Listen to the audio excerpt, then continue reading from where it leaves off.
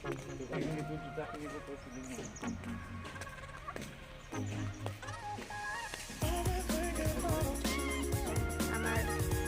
গাঁৱৰ ৰাস্তা এইটো এতিয়া গৈ আছোঁ।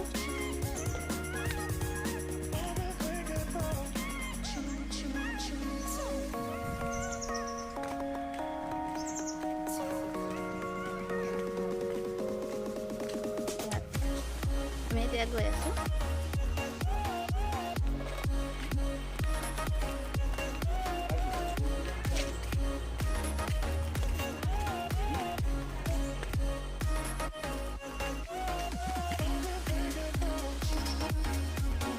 আমাৰ জেগাত আহি পালোঁ।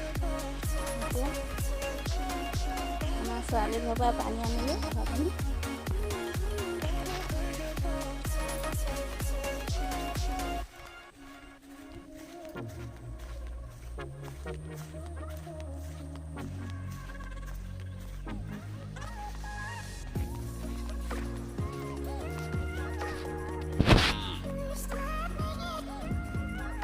বাই কৰিবলৈ আহিম বুলি কৈছিলোঁ মিটিঙত গ'লে কওঁ, তেতিয়া কৈছিলে চাবা কৰিবলৈ আহিব, আমাৰ ঘৰটো চাবলৈ আহিব। আজিলৈকে অহাই নাই, কোনো অহা নাই। আমি দুখীয়া দৰিদ্ৰহীন মানুহ কাৰণে আমাক কোনো সহায়ে নকৰে। চৰকাৰৰ পৰা আমি একো মানি নাপাওঁ।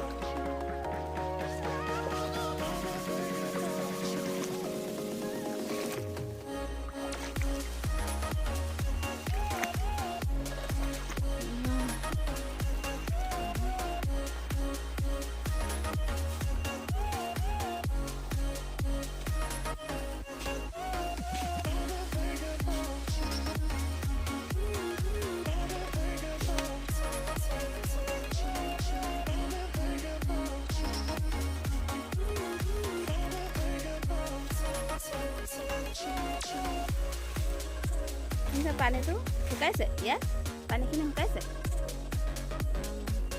এতিয়া পিডালিৰ পানীখিনি শুকাইছে। এতিয়া আমি চাফা কৰি দি আছে। এতিয়া আমাৰ মানুহজনে চাফা কৰি আছে।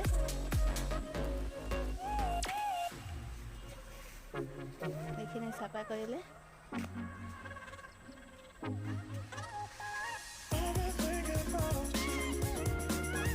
আমি ইমান কষ্টত আছোঁ।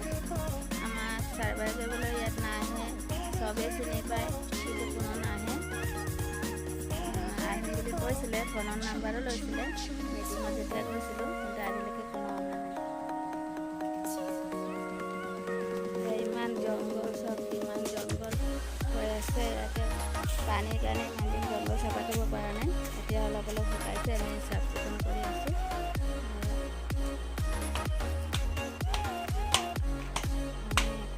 চৰকাৰৰ পৰা একো সহায়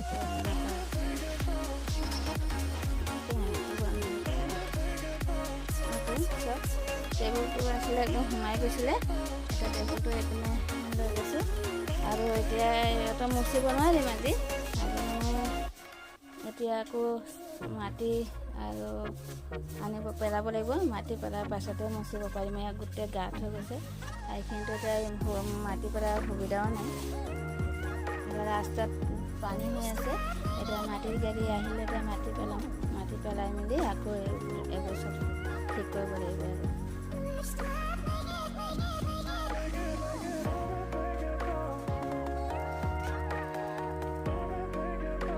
আকৌ বন্ধ কৰা।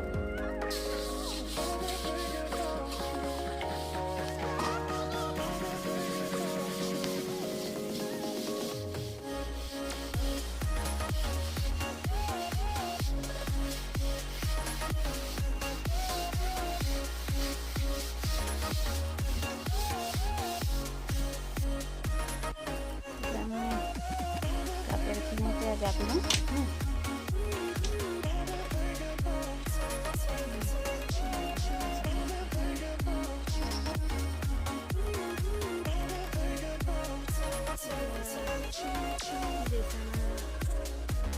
ৰ'দত দিলোঁ।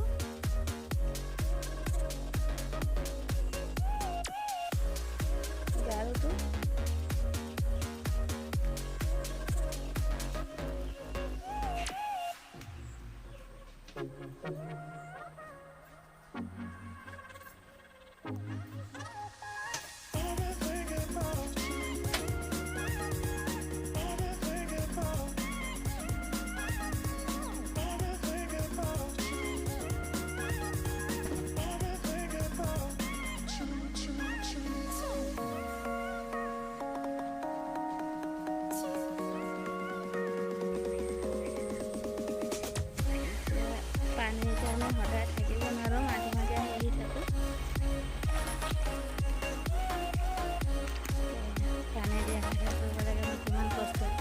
এতিয়া আমি কেনেকৈ থাকিম?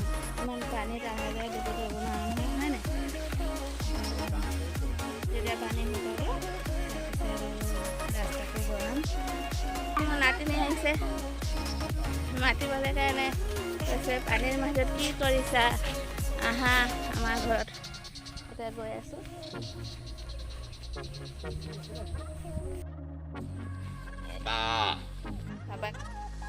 নমস্কাৰ।